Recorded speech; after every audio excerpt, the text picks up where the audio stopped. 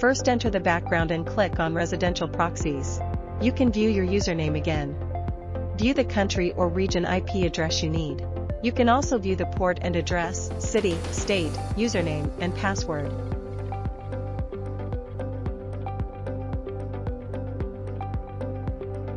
Select the profile you need and copy the address on the right into your browser.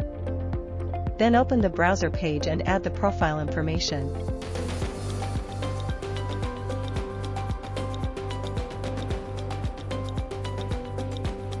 Enter the profile name, select the proxy type, and enter the proxy address, port number, username, and password.